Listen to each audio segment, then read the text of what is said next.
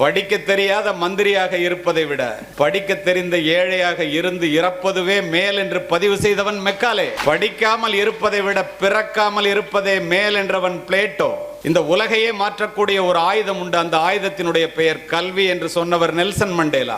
பெற்ற பிள்ளை கைவிட்டாலும் கற்ற கல்வி கைவிடாது மகாத்மா காந்தி. அத்துணை பேரும் ஏன் சொன்னார்கள்? வாளினுடைய கூர்மையும் நூலினுடைய கூர்மையும் மட்டுமே இந்த நாட்டை ஆள்கிறது. காலப்போக்கிலே வாளினுடைய கூர்மை முனைமழுங்கி நூலினுடைய கூர்மை மட்டுமே விஞ்சி நிற்கின்றது. வாள் என்று சொல்லுவது கத்தியை, நூல் என்று சொல்லுவது புத்தகங்களை. கூர்தீட்டப்படாத எதுவுமே முனைமழுங்கி போய்விடும். நம்முடைய மூளையும் அவ்வாறே. நம்முடைய மூளை கூர்தீட்டப்பட வேண்டும் என்றால், உங்களுக்கு நிறைய ரோஜா பூக்கள் வேண்டும் என்றால் நிறைய ரோஜா மலர்களை, ரோஜா செடிகளை நட வேண்டும். நிறைய அறிவு வேண்டும் என்றால் நிறைய புத்தகங்களை படிக்க வேண்டும். நீரளவே ஆகுமாம் நீராம்பல், தான் கற்ற நூல் அளவே ஆகுமாம் நுண்ணறிவு. பாட புத்தகங்களை எடுத்து திரும்ப திரும்ப படியுங்கள். ஏன் அப்படி சொல்லுகின்றேன் தெரியுமா?